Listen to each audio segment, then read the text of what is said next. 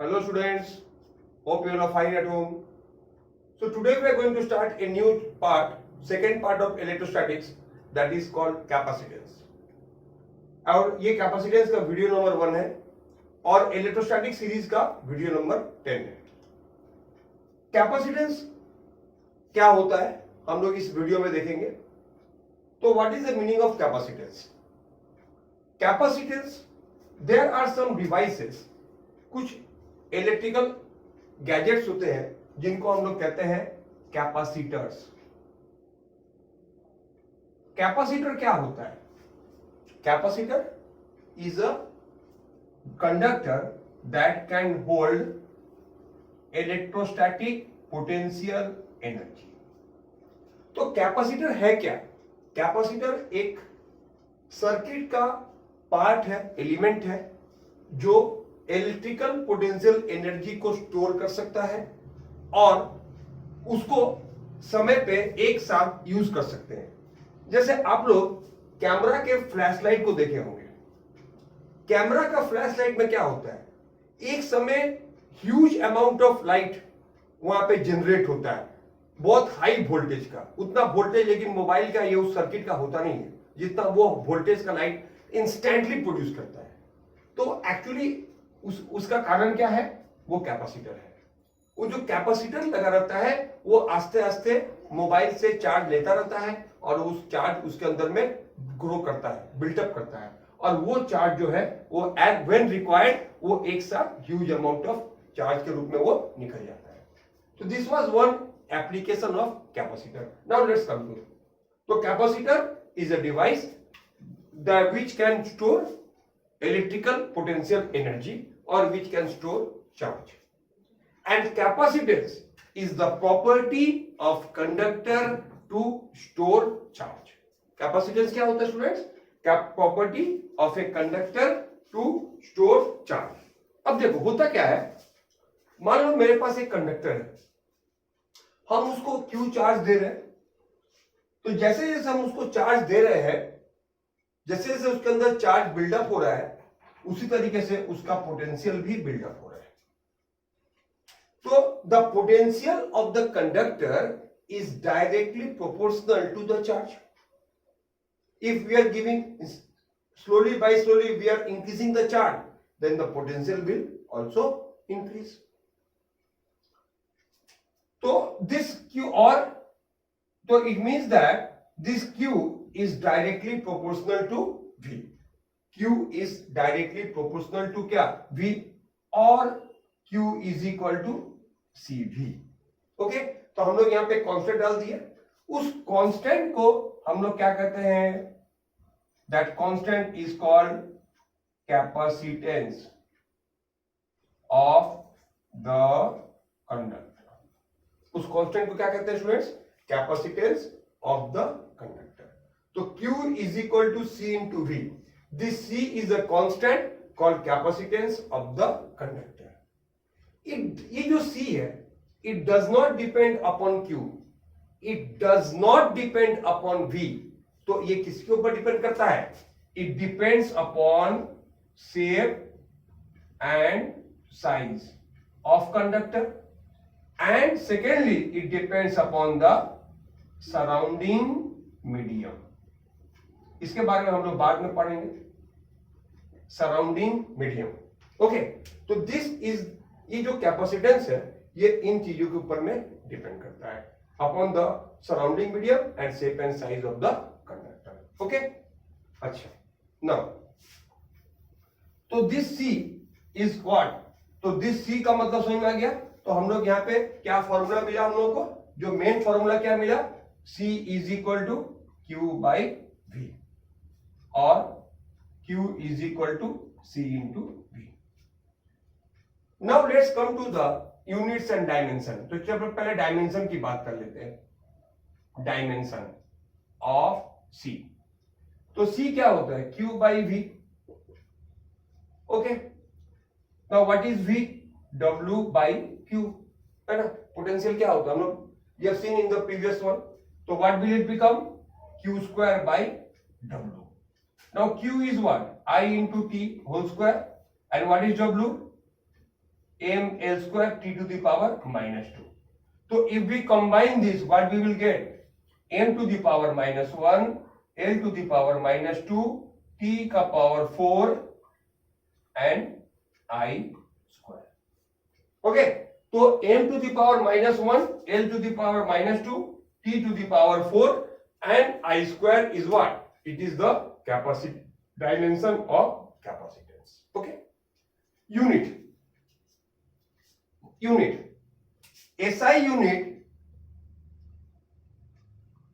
is what? So SI unit is what? 1 farad. SI unit of capacitance is farad. F-A-R-A-D. Okay, so actually you see what we know. C is what? Q by V. What is the SI unit of C? Coulomb, and V is V. So Coulomb by volt. So 1 farad is equal to 1 Coulomb by 1 volt. So Coulomb by volt, this is given a special name, that is called what? The farad.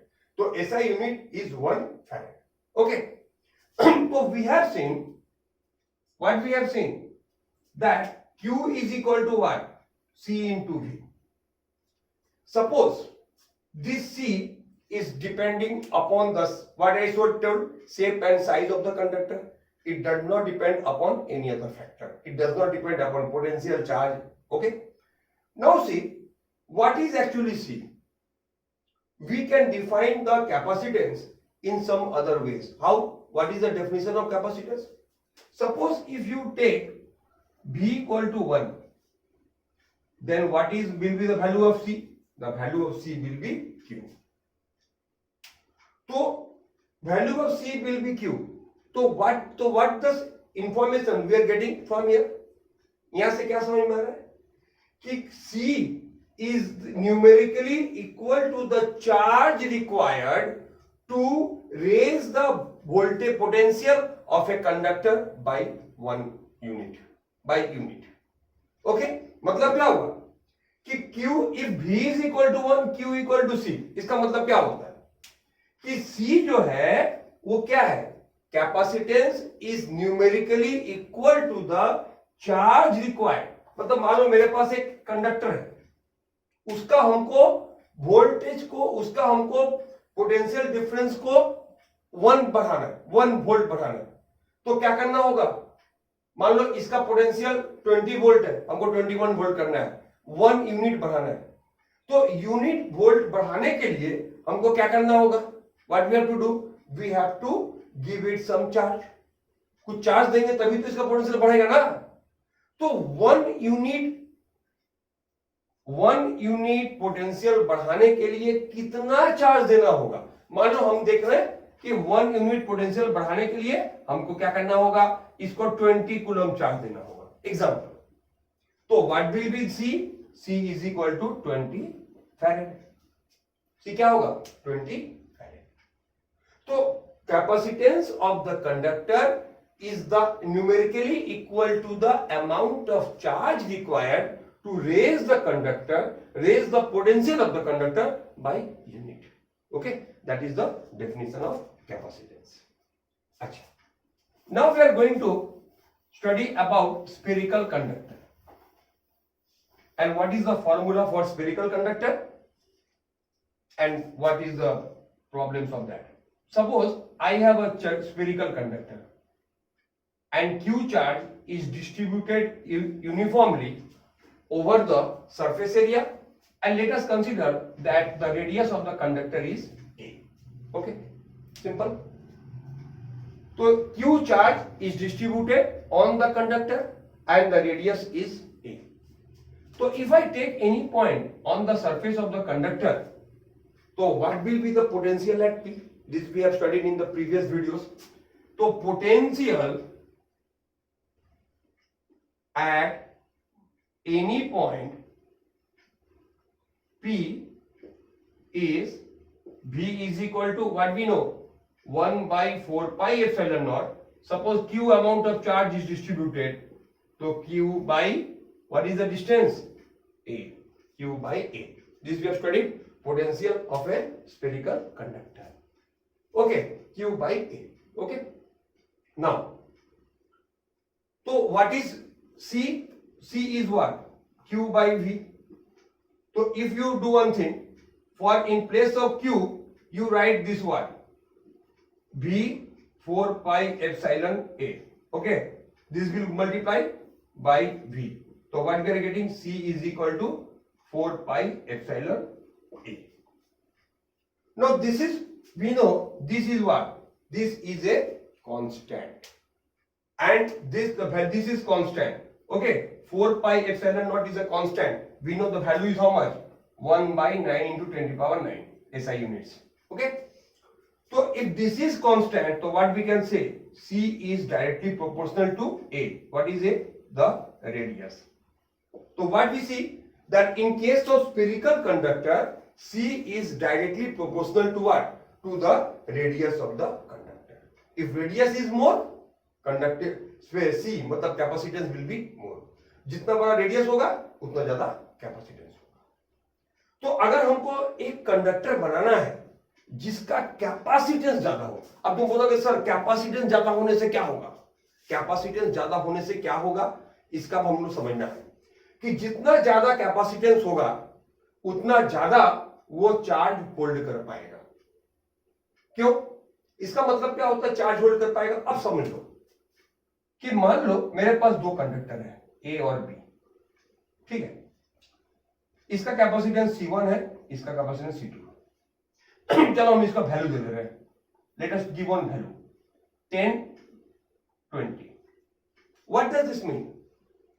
हम क्या किए, इन दोनों को 100 coulomb charge दे दिए. 100 coulomb charge, 100 coulomb charge इसको भी दिए, इसको भी दिए. तो V का फॉर्मूला क्या है? तो V इक्वल टू क्या होगा? Q by C. तो इसका पोटेंशियल कितना बन जाएगा? इसका पोटेंशियल क्या बन जाएगा? 100 बाई 10 कितना बन जाएगा? 10 वोल्ट. इसका कितना हो जाएगा? 5 वोल्ट. अब मान लो ड्यू टू सम रीजन जिसको हम कहते हैं कि लॉस ऑफ इलेक्ट्रिकल कंडक्टिविटी, कोई भी स्फेरिकल कंडक्टर का पोटेंशियल एक मैक्सिमम लेवल से ज्यादा नहीं हो सकता. वाई? अगर मान लो इसको हम एक मैक्सिमम से ज्यादा पोटेंशियल कर देंगे तो it will start leaking of charge. तो क्या होगा? इसका जो एयर है, ये surrounding air is what? A bad conductor. That conductivity of air will break. There will be a loss of the break of the insulation of the air and the charge will become start flowing. मान लो जो mini maximum limit है इसके potential का, अगर हम उससे ज्यादा charge करेंगे तो क्या होगा? इसके चार्ज एयर में फ्लो करने लगेंगे.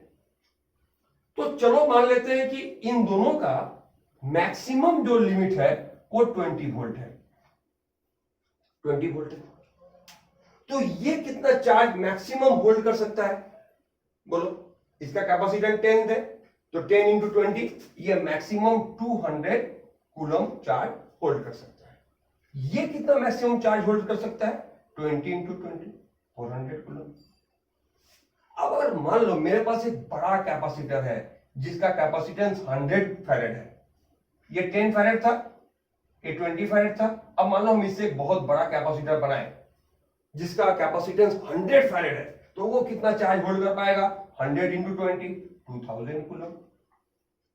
तो क्या देख पा रहे, जितना बड़ा कैपेसिटर कैपेसिटेंस उतना ज्यादा वो चार्ज होल्ड कर पाएगा. अब क्वेश्चन है उठता है कि क्या ये कभी 2000 कूलम चार्ज होल्ड कर पाएगा? नो. ये नो. क्यों? क्योंकि अगर हम इसको 2000 कूलम चार्ज देने जाएंगे तो पोटेंशियल कितना हो जाएगा? 2000 बाई 10 200 वोल्ट. और मैक्सिमम लिमिट कितना है? सिर्फ 20 वोल्ट. क्योंकि 200 वोल्ट तो बहुत दूर की बात है. हम 20 वोल्ट क्रॉस करते हैं साथ साथ क्या होगा कि इसके चार्जेस उड़ने शुरू कर देंगे. There will be a breakdown of air, insulation of air breakdown, and charges will become flying from the surface. ठीक है, ये जो चार्ज सरफेस के ऊपर में है ये एयर में मूव करना शुरू कर देगा अगर हम मैक्सिमम लिमिट को ब्रेक कर देंगे. तो ये लॉजिक, ये कंसेप्ट समझना बहुत जरूरी है. इसीलिए मैं इस पॉइंट को क्लियर किया हूं. बुक में भी नहीं है. इस पॉइंट को समझना पड़ेगा कि why we require higher capacitor. Higher capacitor का जरूरत ये पड़ता है कि वो ज्यादा से ज्यादा चार्ज को विद इन परमिसिबल लिमिट, उस लिमिट के अंदर वो ज्यादा से ज्यादा चार्ज को होल्ड कर पाएगा। ओके, नाउ ये हो गया। अब सपोज, तो इसका मतलब क्या हुआ कि अगर हमको बहुत बड़ा कैपेसिटर चाहिए तो क्या करना होगा, हमको बहुत बड़ा स्फीयर बनाना होगा, है ना? ऑब्वियस, तो जितना ज्यादा रेडियस उतना ज्यादा कैपेसिटर, जितना ज्यादा कैपेसिटेंस उतना ज्यादा उसका चार्ज होल्डिंग कैपेसिटी। तो सपोज करो हम एक बहुत बड़ा कैपेसिटर बनाए, कंडक्टर बनाए, बहुत बड़ा कंडक्टर बनाए। कितना बड़ा? चलो मान लेते हैं रेडियस ऑफ द अर्थ के बराबर। अब इससे बड़ा तो बनाना कुछ पॉसिबल नहीं है। 6.4 इंटू 10⁶ मीटर। तो इस कैपेसिटर का फॉर्मूला क्या था? 4 पाई एप्सिलॉन ए या आर, जो भी लिख दो, रेडियस का बात है। तो ये क्या आएगा? 1/9 इंटू 10⁹, और रेडियस की जगह पे क्या लिखोगे? 6.4 इंटू 10⁶। इसको अगर हम लोग डिवाइड सिंप्लीफाई करें तो ये लगभग फैरेड आ रहा है। इतना सा बस, आश्चर्य है। अर्थ इतना बड़ा कैपेसिटर बनाएंगे और उसका कैपेसिटेंस सिर्फ इतना, तो फायदा क्या है? अब it is not possible to make a conductor as big as earth. Still, if we anyhow manage it, still we are getting a very very small 711 microfarad. तो ये अभी तो हम लोग 10 फैरेड 20 फैरेड की बात करते हो, तो आउट ऑफ आइडिया हो गया। तो हम लोग इसीलिए देखेंगे कि single conductor is not suitable for the purpose of holding charge, and that is why we will use double plate. पर उसके पहले हम लोग एक दो चीज और समझ लेते हैं, और वो क्या है? Energy stored in a capacitor. Energy stored in the capacitor, ठीक है? तो अगला टॉपिक हम लोग का है energy stored in a capacitor. मान लो ये एक अनचार्ज कंडक्टर है, ठीक है? In a conductor, energy stored in a conductor ही लिखते हैं, अभी कैपेसिटर में जाते हैं। इन ए कंडक्टर, अभी हम जानते नहीं है कैपेसिटर क्या होता है। Energy stored in a conductor, okay. अब जरा सोचो, ये क्या है? ये एक कंडक्टर है। तो अगर ये कंडक्टर है, इसको हम लोग, इसका एनर्जी लेवल बढ़ाना है। कैसे? We are charging it, we are giving charge to it, and due to this charge the energy level is increasing.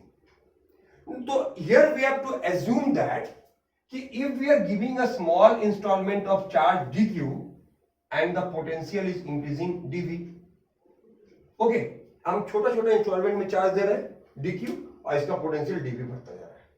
Eight any instant, suppose at any instant v is equal to q by c। इसका capacitance तो fix है ना, क्योंकि capacitance तो radius के ऊपर depend कर रहा है। तो इसका कैपेसिटेंस तो फिर कांस्टेंट है, तो v इज इक्वल टू क्या हो गया? Q by C.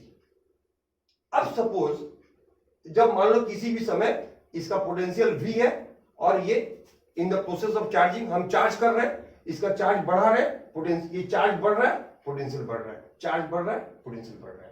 Eight any instant the charge is Q and potential is V। Okay, clear?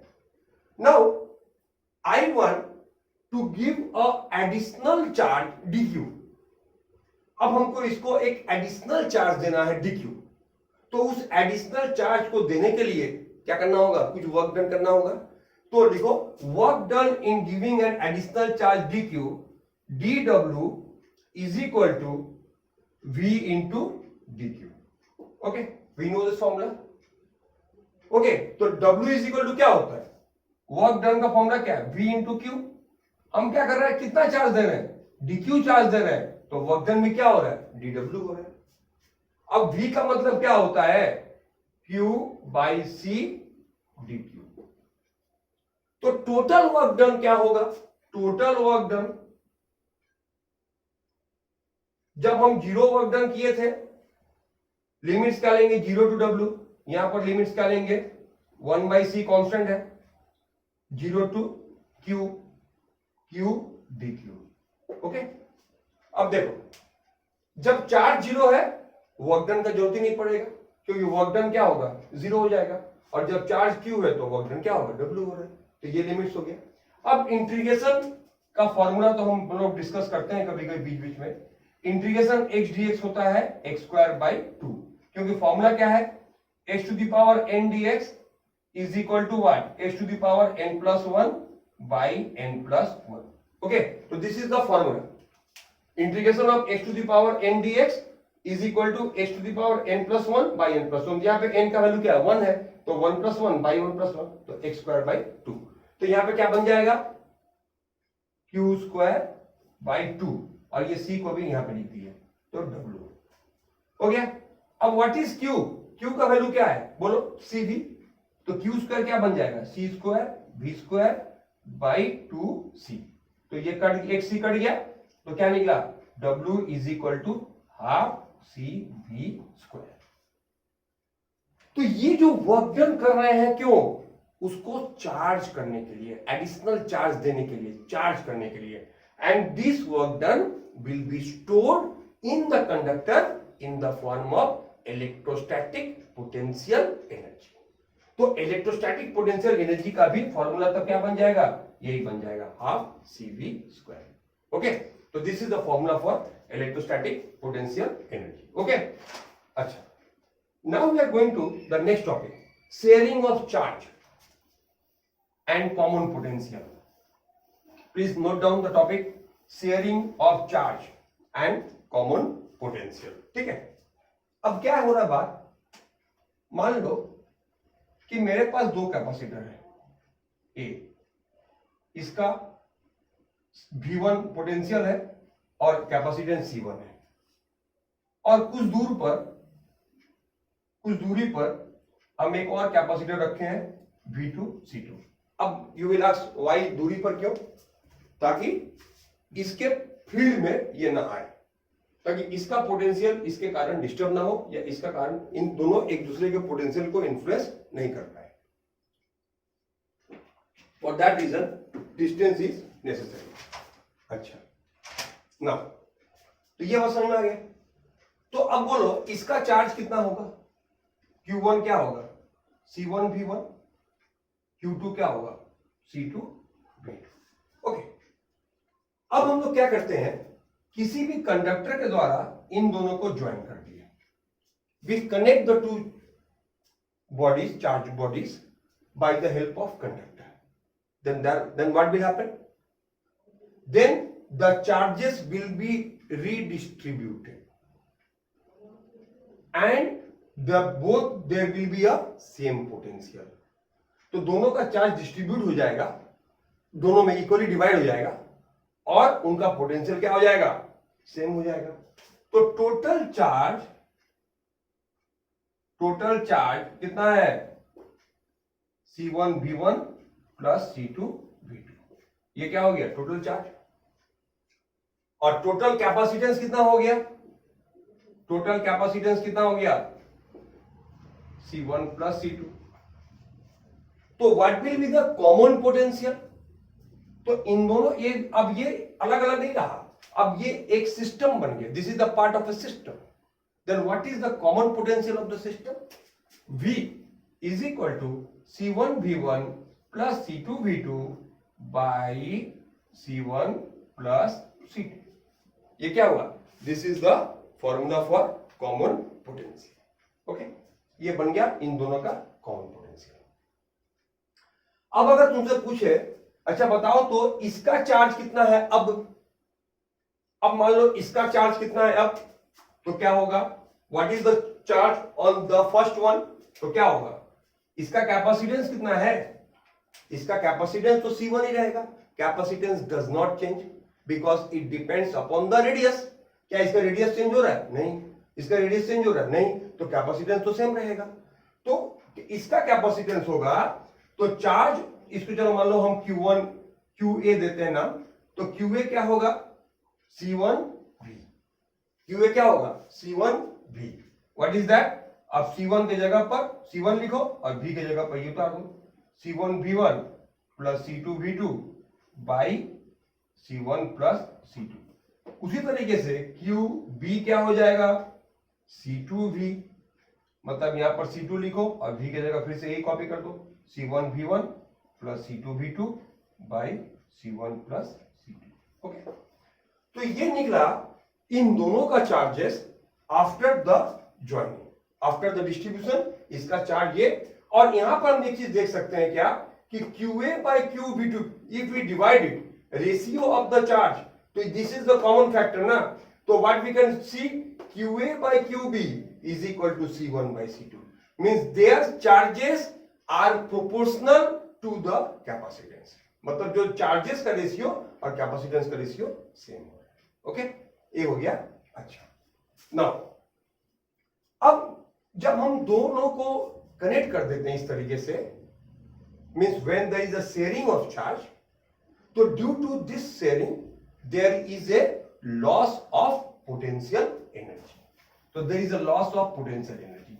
How is this loss, ये लॉस कैसे हो रहा है, कितना हो रहा है, अब हम उसमें निकालते हैं।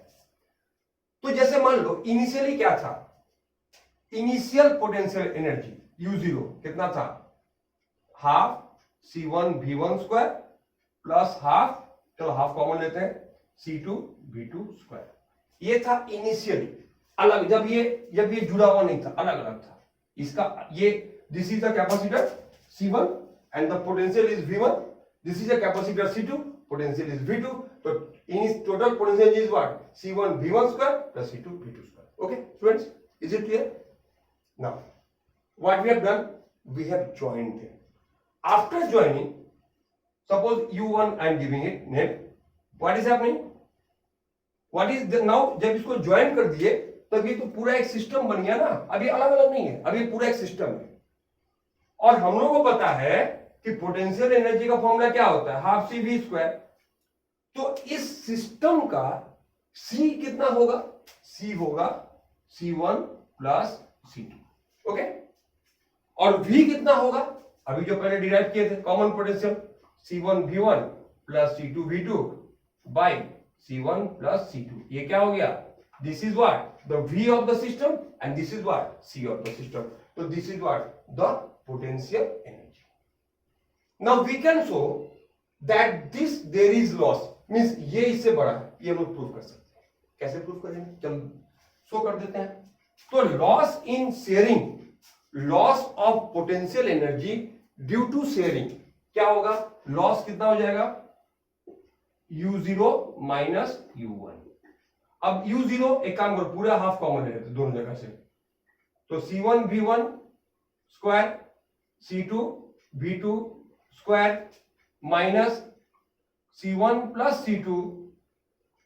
अच्छा, अगर इसको हम एक काम कर सकते हैं, हम लोग अगर यहां पे क्या है C1 प्लस C2 का होल स्क्वायर है और ये C1 C2, तो एक को अगर काट दिए तो बचा क्या है, C1 V1 plus C2 V2 whole square by C1 plus C2। Okay, तो दिस वी आर गेटिंग, समझ में आया? तो हम लोग को ये मिल गया, ये होल स्क्वायर समझ में आ गया, ये होल स्क्वायर नहीं है ये, क्योंकि एक होल स्क्वायर से काट देंगे। अब अगर हम इसको सॉल्व करें एलसीएम लेकर, तो कितना मिलेगा स्टूडेंट्स, C1 प्लस C2। अब देखो ये C1 इसे इंटू कर दो, क्या मिला, C1 स्क्वायर V1 स्क्वायर, ये इसे इंटू करो C2 square V2 square, plus क्या होगा C1 C2। अब अगर इससे इसको इंटू करते हैं, C1 C2 V2 square, C1 C2 V1 square plus C1 C2 V2 square, and now expand this one as the formula of A minus A plus B whole square, C1 square V1 square C2 square V2 square minus 2 C1 C2 V1 V2, तो समझ लेना, ठीक है, C1 C2 V1 V2। Okay, तो now you can see this and this will be minus, this cancel, this cancel। तो अब what is the remaining term, C1 C2 V1 square, C1 C2 V2 square, C1 C2 V1 V2। तो we can take C1 C2 common thoroughly. Okay, तो अगर पूरे से हम C1 C2 common लेते हैं तो क्या मिलता है, देखा जाए व्हाट वी आर गेटिंग। तो if we take half C1 C2 common, तो वी विल गेट व्हाट, क्या मिलेगा, V1 square plus V2 square minus 2V1 V2, वो क्या होता है V1 माइनस V2 का होल स्क्वायर, और डिनोमिनेटर में क्या है पहले से C1 प्लस C2। अब देखो, can this term be negative, no, this is a whole square, it can be zero, if V1 V2 equal है तो चलो मान लो जीरो हो सकता है, बट नेगेटिव कभी नहीं हो सकता, because this is a square number, and moreover what about this, these are capacitors that are positive, C1 C2 are positive and this is whole square positive, so the loss is positive, it means that there is a loss in sharing, and how much is the loss, half C1 C2 V1 minus V2 whole square by C1 plus C2, this is the formula for, so this derivation is very important for the exams, please note it down properly and practice it. Okay, now we are going to the next topic and last topic for this video, and ये है capacitor. अभी तक हम लोग conductor के बारे में पढ़े, isolated single conductor, and we have seen that a conductor is not able to produce large value of capacitance, it can produce small capacitance. Because we have seen that if we take the conductor even in the shape of the earth, size of the earth, if we take the conductor of the size of the earth, then only we are getting a 711 microfarad, which is very small number. So what to do? Then we are going to see what is actually capacitor. Now capacitor is what? So what is capacitor? Capacitor is a system of two plates. These plates can be coaxial parallel plates, but whenever I am saying the plate, don't think that this plate is like this, like one. It can be cylindrical also, it can be spherical also. Okay, two plates which can be cylindrical, which can be spherical, and also it can be parallel, normal plane. Okay, so let us start the discussion with parallel plate. So what we know, suppose this is a single isolated conductor, मान लो ये एक conductor है, इसको हम charge Q दिए हैं, तो जब इसको चार्ज क्यू दिए हैं तो क्या करेगा, हम लोग पहले गॉस थ्योरम में पढ़ चुके हैं, ये तो इसका एक तो पोटेंशियल होगा, इसका पोटेंशियल क्या है V है, तो इसका कैपेसिटर क्या होगा Q by V। अब मान लो this charge is the maximum charge it can hold without leaking, एक बोले थे ना कि ज्यादा चार्ज देने से क्या होगा, वो एयर में लीक होने लगेगा, तो बिना लीक हुए जितना चार्ज, जैसे साइकिल के टायर में मैक्सिमम कितना हवा देंगे उसके बाद हवा फट जाएगा या लीक हो जाएगा, उस तरह यहाँ भी वही सिस्टम है, इसको याद रखना कि एक लिमिट से ज्यादा अगर चार्ज करेंगे तो insulation of the air will break and the charge will start flying in the air, इसको बोलते हैं इंसुलेशन ब्रेकडाउन। ठीक है, अच्छा, तो इसका मतलब हम मान लो C को मैक्सिमाइज कर दिए, Q को मैक्सिमाइज कर दिए कि अब इससे ज्यादा चार्ज वो होल्ड नहीं कर सकता, तो ऑब्वियसली C मैक्सिमाइज हो जाएगा, but we see that this C का जो वैल्यू है वो बहुत छोटा है। ठीक है, हमको एक हायर वैल्यू चाहिए C का, क्यों चाहिए पहले बोल चुका हूं, तो उसके लिए Q को बढ़ाना है, Q को बढ़ा नहीं सकते, तब क्या करेंगे, तब हमारा नजर इस पे पड़ा कि क्या इसको कुछ कर सकते हैं क्या, हाँ, फ्रैक्शन का रूल क्या है, if you decrease the denominator the value will increase, हम अगर किसी तरीके से बाय एनी हाउ अगर हम इसको कम कर दें, डिक्रीज कर दें, कम कर दें, तो क्या देखेंगे कि C का वैल्यू बूम जंप होकर ऊपर चल जाएगा। चलो थ्योरेटिकली तो समझ में आ गया, सुनने में तो अच्छा लग रहा है, इसको कम करो ये बढ़ जाएगा, पर कैसे, हाउ, उसके लिए हम लोग क्या करते हैं, एक इसी जैसा इसके शेप का ही एक हम लोग अनचार्ज्ड प्लेट लाते हैं, इसके बहुत क्लोज, पर वो प्लेट चार्ज नहीं है, अनचार्ज्ड है, और लेकिन दैट इज अर्थेड। तो what we have done, we have brought a uncharged plate, metallic plate obviously, which is earthed very close to this. तो क्या होगा? होगा क्या? सिंपल सी बात है, there will be electrical induction. और ये क्या करेगा? पॉजिटिव प्लेट इस प्लेट के इलेक्ट्रॉन्स को इधर अट्रैक्ट कर लेगा अपने तरफ, और पीछे का पार्ट क्या बन जाएगा?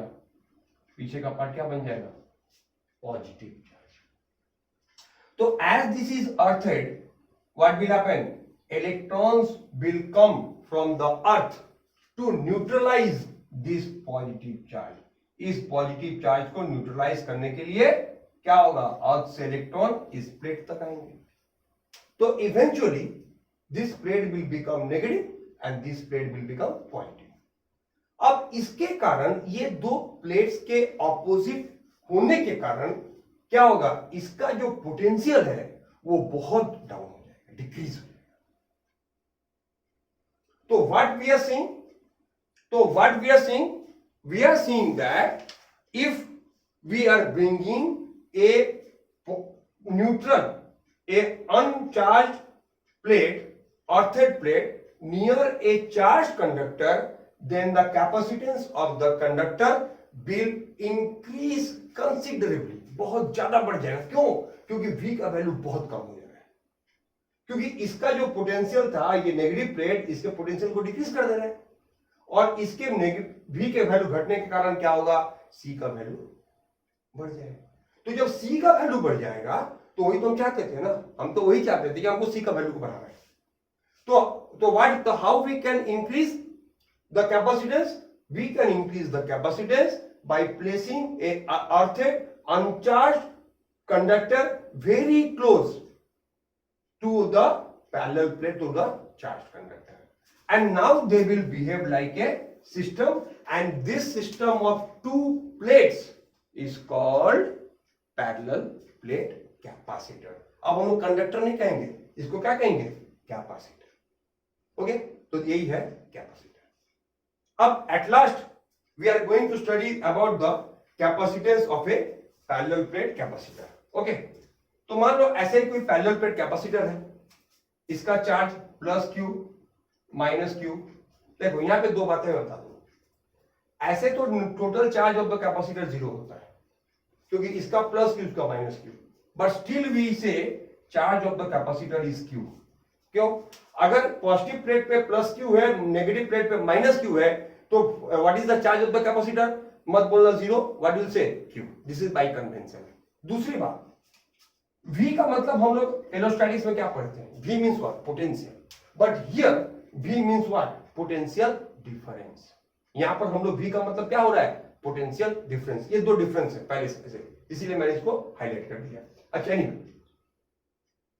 तो सपोज हम इसके बीच में एक पॉइंट लेते हैं, एक पैरेलल प्लेट, एक पॉजिटिव प्लेट, ये नेगेटिव प्लेट, बीच में एक पॉइंट लिया। अब इस प्लेट का इलेक्ट्रिक फील्ड का डायरेक्शन कितना होगा? इधर होगा ना, अवे। और इसका जो नेगेटिव प्लेट है उसका भी इस पॉइंट पे इलेक्ट्रिक फील्ड का डायरेक्शन क्या होगा? अवे होगा। तो दोनों ही प्लेट्स का इलेक्ट्रिक फील्ड का डायरेक्शन किधर होगा? अवे। तो क्या होगा? क्या करेंगे? तो by Gauss law we know E is equal to sigma by 2 epsilon naught. ठीक है, ये हम पढ़े थे गॉस थ्योरम में। What is sigma? Sigma is the surface charge density. तो चलो मान लो ये जो प्लेट्स है उनका एरिया A है, तो सिग्मा का वैल्यू क्या हो जाएगा? Q by A। ठीक है, ओके। तो अब यहां पर तो इसका E कितना होगा? इन दोनों का, प्लेट्स का E का वैल्यू सेम होगा और डायरेक्शन भी सेम। तो total electric field at any point, इस जगह पर टोटल इलेक्ट्रिक फील्ड क्या होगा? इसको हम E1 नाम देते हैं, इज इक्वल टू E2। ठीक है, ये E1 भी इधर ही है और E2 भी इधर ही है। ओके स्टूडेंट्स, तो E is equal to E1 plus E2, because direction is same, add हो जाएगा। तो क्या होगा? दोनों को ऐड करने से हाफ प्लस हाफ 1, तो sigma by epsilon not. Know what is E? E is what? V by D। E क्या होता है? V by D। यहां पे D क्या है? D is what? The gap between the two plates, the distance between the two plates. वो क्या हो गया V by D। अच्छा अब C क्या, तो यहां से V का वैल्यू क्या निकला, V is equal to sigma D by epsilon naught. आगे तो अब आते हैं C is what, Q by V। तो अगर हम लोग V के जगह पर, तो C का वैल्यू क्या आएगा, Q बाई V, मतलब sigma D by epsilon not. तो क्या मिला स्टूडेंट, देखो C इज इक्वल टू क्या, ये एप्सिलॉन, Q का मतलब क्या होता है, sigma A into epsilon naught by sigma D। Q का मतलब क्या होगा, Q is equal to sigma A, तो ये सिग्मा सिग्मा कट गया, C is equal to epsilon naught A by D। तो जैसे हम लोग पहले वाले पार्ट में देखे थे कि कैपेसिटेंस ऑफ ए कंडक्टर जो होता है वो Q और V पे डिपेंड नहीं करता, और that depends upon the geometry of the conductor. यहां पर भी वही होगा। यहां पर देखो जो कैपेसिटेंस है वो ना तो Q पे डिपेंड कर रहा है ना V पे, कोई फर्क नहीं पड़ता इसका चार्ज कितना है, कोई फर्क नहीं पड़ता इसका पोटेंशियल डिफरेंस कितना है। फर्क क्या पड़ता है, एक प्लेट का एरिया और इनके बीच का डिस्टेंस। तो if area is large, capacitance will be large, if distance is small, capacitance will be large. तो कैपेसिटेंस को बढ़ाने के लिए हम क्या कर सकते हैं, ज्यादा से ज्यादा बड़ा एरिया का प्लेट यूज कर सकते हैं और उनके बीच का जो डिस्टेंस है उस डिस्टेंस को कम कर सकते हैं। तो capacitance is directly proportional to area and capacitance is inversely proportional to the distance between them. Okay, समझ में आ गया। अब एक बात, तो इनको हम लोग कहते हैं एयर कैपेसिटर, क्योंकि बीच में कुछ नहीं है, खाली जगह एयर। कैपेसिटेंस को और बढ़ाने के लिए, इसके बारे में हम लोग नेक्स्ट वीडियो में डिटेल्स में डिस्कस करेंगे। हम लोग यहां पर कोई इंसुलेटर या डाई इलेक्ट्रिक को यूज करते हैं, लाइक माइका और पेपर ऑल्सो, ग्लास ऑल्सो। तो इट कैन बी ग्लास और माइका और paper, these are what, some dielectrics. तो अगर मान लो हम यहां पर जो डाइलेक्ट्रिक यूज कर रहे हैं उसका वैल्यू, उसका डाइलेक्ट्रिक कांस्टेंट K है, ठीक है स्टूडेंट्स, उसका डाइलेक्ट्रिक कांस्टेंट कितना है K। तो C का वैल्यू क्या बन जाएगा, in that case K A epsilon naught by D। Okay, K A epsilon naught A by D। तो ये वैल्यू बन जाएगा किसका, if we are using a dielectric whose dielectric constant is K, तो this is the value। और अगर नहीं है कुछ तो हमको पता है कि एयर का K का वैल्यू 1 होता है। When we have studied this in the Coulomb's law, in air K equal to 1, अगर तुम K की जगह 1 पुट करोगे तुमको ये फॉर्मूला मिल जाएगा। अगर मान लो कोई ऐसा है, मान लो किसी का, जैसे हम लोग पढ़ते वाटर, तो वाटर तो यहाँ एप्लीकेबल नहीं है, मान लो कोई भी अदर ग्लास, उसका K का वैल्यू 50 है तो यहाँ 50 टाइम्स बढ़ जाएगा। या कोई ऐसा कंडक्टर यहाँ पे इंसुलेटर डालते हैं जिसका K का वैल्यू 100 है तो कैपेसिटेंस 100 टाइम्स बढ़ जाएगा। तो दिस इज द ब्रीफ। तो ये रहा हम लोग का पहला video, and very shortly you will get the second video where we will complete this chapter and do some numericals. Okay students, till then have a nice day.